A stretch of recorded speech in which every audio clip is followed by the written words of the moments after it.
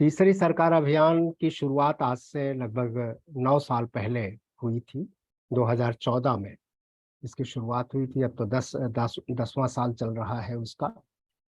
और बहुत अ, अनुभवों के बाद बहुत सारे अनुभवी साथी, जब इसकी लखनऊ में इसकी शुरुआत की गई थी, लखनऊ में एक कार्यशाला बुलाई गई थी जिसमें राज्य निर्वाचन आयुक्त, सेवानिवृत्त राज्य निर्वाचन आयुक्त, सचिव पंचायती राज और बहुत सारे विश्वविद्यालयों के वाइस चांसलर्स, बहुत सारे सामाजिक संगठन के लोग,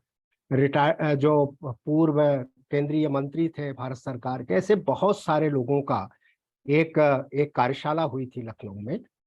वो हुई थी 11 अक्टूबर 2014, जयप्रकाश नारायण के जन्मदिन पर। और उसमें पंचायत को लेकर के बातचीत शुरू हुई थी और उस पूरी चर्चा में ये निकल करके आया था कि 73वें संविधान संशोधन के बाद इतनी लंबी यात्रा हुई अब तक, लेकिन उसके बावजूद पंचायतों का जो स्वरूप बनना चाहिए, पंचायतों को जो दायित्व दिए गए,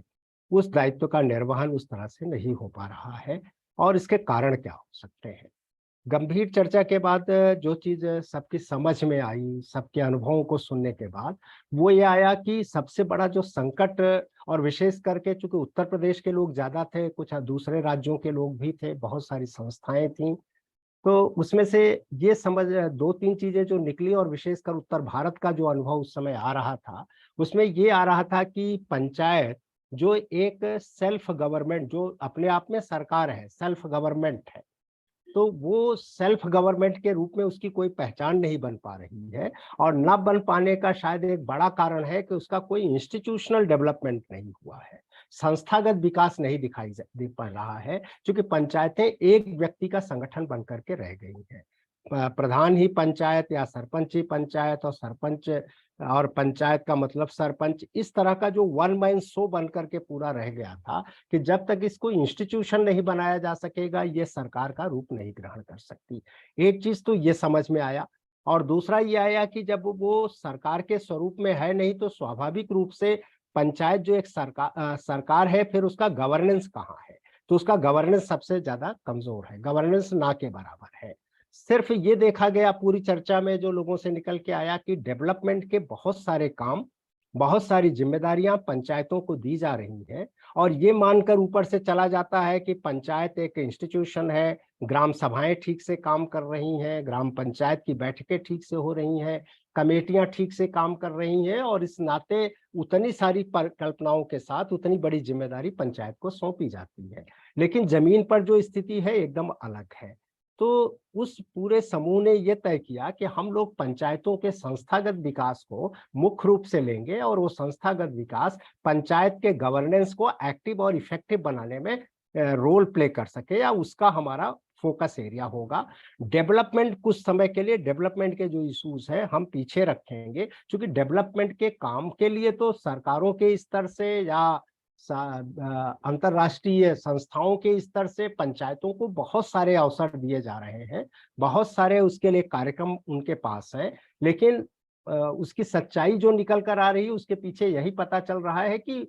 वो जो व्यवस्था बननी चाहिए वो व्यवस्था नहीं है, ओनरशिप नहीं बन पा रही है, निर्णय में उनकी ठीक से पूरे गांव की कोई भागीदारी नहीं बन पा रही है। और ये मानकर कि पंचायत एक सरकार के रूप में, जब लोगों की अपनी सरकार के रूप में काम करेगी, सेल्फ गवर्नमेंट के रूप में काम करेगी, तो लोगों का पार्टिसिपेशन बढ़ेगा, और उस पार्टिसिपेशन से सही मुद्दे सामने आ सकेंगे, सही तरीके समाधान निकल करके आएंगे, और वो जब निर्णय में गांव वालों की भागीदारी बनेगी, तो अंततः पंचायत जो है वो लोगों की अपनी होगी, सेल्फ गवर्नमेंट होगी, और एक ओनरशिप बनेगी। ये जब समझ में आया, तो ये हुआ इस कैंपेन को आगे ले, उत्तर प्रदेश से इसकी शुरुआत की गई थी, और उत्तर प्रदेश में इसको उस तरह से आगे ले जाया गया था। और फिर एक लंबी यात्रा रही, लंबे समय तक उत्तर प्रदेश में ये गतिविधियां चलती रहीं। उसके बाद फिर धीरे धीरे और राज्यों में साथी जुड़ते गए। कोरोना पीरियड में जब ऑनलाइन एक खुला, तब बहुत सारे राज्यों से संपर्क हुआ, और आज जैसा कि तीसरी सरकार अभियान लगभग 21 राज्यों में, इस समय भी 17 राज्य, 4 राज्य और जुड़ गए, तो 21 राज्यों तक धीरे धीरे वो पहुंच बन गई है। लोग साथी हो गए हैं, काम की शुरुआत कर चुके हैं।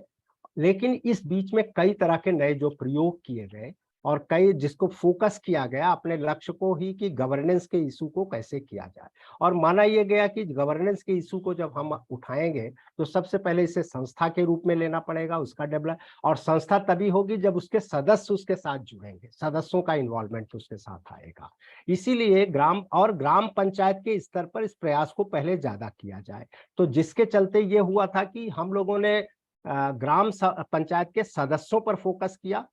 और सदस्यों पर फोकस करके सदस्यों को चुनाव में अच्छे लोग सदस्य के लिए खड़े हों, आए, और सदस्य जब बने तो उनका ठीक से प्रशिक्षण हो, ये हो, और उसके बाद फिर उनके माध्यम से ग्राम पंचायत को एक्टिवेट किया जा सके, वार्ड सभाओं को एक एक्टिवेट किया जाए, जहां वार्ड सभाएं नहीं है वहां पर एक तरह से सामाजिक स्तर पर वार्ड सभाओं का काम शुरू किया जाए, और उसके बाद फिर उन्हीं के माध्यम से फिर कमेटियों को एक्टिवेट किया जा सकता है, और अंत में इस सबका इम्पैक्ट जो निकल के जाएगा, जो इसका प्रभाव बनेगा, वो अंततः ग्राम सभा पर पड़ेगा। और जिस दिन ग्राम सभा एक्टिव हो जाएगी और वो इफेक्टिव हो जाएगी, उस दिन सच्चा पंचायती राज पर जमीन पर उतरता हुआ दिखाई पड़ेगा। तो पूरी की पूरी यात्रा जो 10 साल की रही, वो इसके गवर्नेंस को लेकर रही। अभी कोई बहुत बड़ी ऐसी सिग्निफिकेंट उपलब्धि की बात नहीं कर सकते, लेकिन एक हलचल कह लें या इस पर सोच का तरीका कि इस पर शुरू हो गया है, और एक तरह से जिसको कहते हैं कि जहां एकदम सन्नाटा था वहां एक हलचल शुरू हो गई है, और बहुत जगह अपने तरीके से वो प्रयास शुरू हो गया है। तो फोकस इसी पे था। वास्तव में आज जब हम पानी की बात करते हैं, पानी को हम लोगों ने अभी इधर बीच फिर थोड़ा और आगे बढ़े हैं, दो चीजें लिया। एक लिया कि अभीष्ट, अंततः तो इसका अभीष्ट ग्राम स्वराज्य है, पंचायती राज तो एक साधन है, या ये तीसरी सरकार तो एक माध्यम है जिससे जो सपना देखा गया था ग्राम स्वराज्य का, उस ग्राम स्वराज्य की प्राप्ति का ये माध्यम बनेगा। और ग्राम स्वराज्य के लिए जो मानवीय मूल्यों का पक्ष था, जो भारत की सांस्कृतिक विरासत का सवाल जुड़ा था, स्वावलंबन और स्वराज्य का सवाल जुड़ा हुआ था, उस सबके साथ शायद पानी सबसे बड़ा मुद्दा बन सकता है, एक एंट्री पॉइंट हो सकता है जहां गवर्नेंस के इशू को हम आगे ले जा सकते हैं। क्योंकि जब हम पानी के सवाल को देखते हैं तो लगता है कि पानी जो सबसे जरूरी है, जो जल कहते हैं जल ही जीवन है, और पानी जो उसी धरती पर होता है जहां पर गांव बसा करते हैं, आज पानी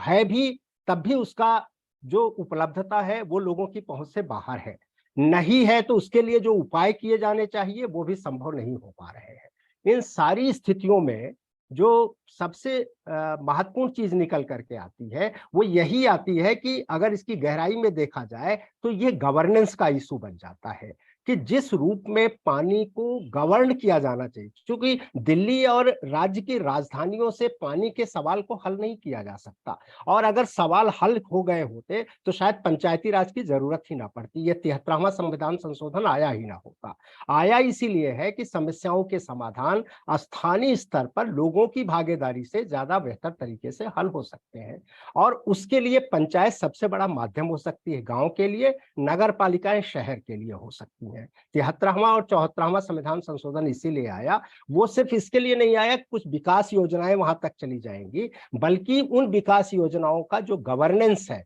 उनका ठीक से इम्प्लीमेंटेशन है, उनकी जो व्यवस्था है वो सबसे उसके माध्यम से तय हो सकेगी। मुझे लगता है ये एक लंबा गैप रहा इन सारी चीजों में। पंचायतों को जिम्मेदारियां दी जा रही हैं, उनको दी गई हैं, लेकिन पंचायत का गवर्नेंस सबसे वो रहा। अभी पिछले दिनों इसीलिए हम लोगों ने वाइब्रेंट ग्राम सभा को भी लिया है, और सेक्रेटरी पंचायती राज के साथ इस पर एक लंबी चर्चा हुई थी, और उस चर्चा में भी यही सब निकल करके आया था, और उसके लिए एक फॉलो अप प्रोग्राम भी बन गया है कि हम इस तरह का एक चिंतन शिविर करेंगे जहां हम ग्राम सभा के वाइब्रेंट ग्राम सभा के लिए कैसे पंचायत के गवर्नेंस को ठीक किया जा सकता है। आज जब इसीलिए पानी को एंट्री पॉइंट के रूप में लिया गया कि गवर्नेंस का कोई प्रयोग होना है, या ये दिखाया जा सकता है, या पानी एक बहुत मूल मुद्दा है, इसको लेकर के गांव के स्तर पर उतरना चाहिए, और ये पानी के गवर्नेंस को पंचायतें कैसे ठीक तरीके से कर सकती हैं, इसी को माध्यम बना करके पंचायत के गवर्नेंस को भी विकसित किया जा सकता है, उसको भी एक रूप दिया जा सकता है और एक नमूना प्रस्तुत किया जा सकता है। इसीलिए लेकिन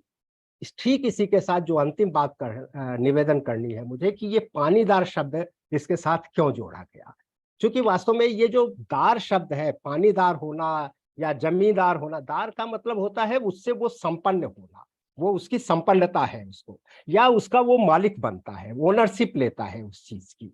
तो जब कहा जाता है कि पानीदार शब्द, एक तो सरल शब्दों में ये है, लेकिन गांव में पानीदार शब्द का बड़ा प्रयोग होता है। ये एक मुहावरे के रूप में होता है। जब कोई व्यक्ति अपने वचन का पक्का होता है, बहुत ही इज्जतदार होता है, तो उसके लिए शब्द प्रयोग किया जाता है कि ये बड़ा पानीदार है। ये पानीदार शब्द एक इज्जतदार आदमी के लिए प्रयोग किया जाता है, सच्चे आदमी के लिए किया जाता है, बहुत ही पाक साफ सुथरे आदमी के लिए किया जाता है, जो अपने वचन का पक्का होता है उसके लिए किया जाता है। ये सामान्य उत्तर भारत के गांव में, ये सामान्य उत्तर प्रदेश और दूसरी जगह है। तो एक चीज, दूसरा ये है कि पानी जो है वो पंचायत और पानी दोनों, वो सिर्फ संविधान का विषय नहीं है, वो सिर्फ कानून का विषय नहीं है, वो हमारी संस्कृति का और हमारे सामाजिक जीवन का विषय है। इसीलिए हम इसको संस्कृति और संविधान दोनों के साथ जहां पंचायत को जोड़कर देख रहे हैं। जब हम ग्राम सभा कहते हैं तो ग्राम सभा हमारी संस्कृति का हिस्सा है। क्योंकि गांव में जब भी कोई सभा बैठती थी हमारे पुराने समय में, तो उसको पंचायत कहा जाता था। गांव की बैठकी को ही पंचायत कह दिया जाता था। तो ग्राम सभा के रूप में हमारी संस्कृति है, ग्राम पंचायत के रूप में जो एक कानूनी प्रक्रिया होती है और एक चुने हुए प्रतिनिधियों से बनने वाली संस्था है संवैधानिक तरीके से, वो एक तरह से संविधान है। तो पंचायत में संविधान और संस्कृति ग्राम सभा और ग्राम पंचायत के रूप में दोनों रूप में है। इसीलिए जब हम पानी को भी सिर्फ एक साधन के रूप में नहीं लेना चाहते, उतनी ही दृष्टि ना बने कि पानी हमारे लिए सिर्फ एक साधन है, हम उसका उपयोग करेंगे और उपयोग कर लिया तो पानी के प्रति हमारी कोई श्रद्धा नहीं, कोई लगाव नहीं। इसीलिए पानी को संस्कृति के साथ जोड़ करके देखने की जो परंपरा रही है इस देश में, तभी तो पानी की पवित्रता, पानी की तरलता, पानी की सरलता, पानी की पारदर्शिता, पानी जो सबके साथ घुल मिल जाता है, उसकी इन विशेषताओं और गुण जो थे वो समाज से अपेक्षा की जाती थी कि समाज के भी यही गुण होंगे और संस्थाओं के भी यही गुण होंगे, चाहे वो सरकारी हो या सामाजिक संस्था हो। तो इसीलिए पानीदार पंचायत के माध्यम से जहां एक साधन के रूप में एक बेहतर और उसके सदुपयोग की चिंता है, वहीं दूसरी तरफ इस देश की संस्कृति और इस देश की जो विरासत है उसको पानी के साथ जोड़ने की, उससे जो भाव बनेगा, जो श्रद्धा बनेगी पानी के प्रति और जो विश्वास, इसको नए सिरे से पैदा करने की आवश्यकता है इस समय देश में। इसीलिए दो मुद्दों पर, एक मुद्दा जहां पानी को एक लोगों की आस्था के साथ जोड़कर ओनरशिप के साथ जोड़ा जाए और उसकी उनकी अपनी सांस्कृतिक परंपरा के साथ जोड़ा जाए, और दूसरी तरफ उसकी इंपॉर्टेंस को, उसकी उपलब्धता को, उसकी शुद्ध पेयजल की उपलब्धता और पानी के संरक्षण की, इन सारे विषयों को एक समूह में देखा जाए और पंचायत को भी इस रूप में लेकर के दोनों के साथ तादात्म्य बनाया जाए और पंचायत के गवर्नेंस को फोकस करते हुए पानी के गवर्नेंस को बेहतर बनाया जा सके। इस उद्देश्य के साथ पानीदार पंचायत की शुरुआत की सरकार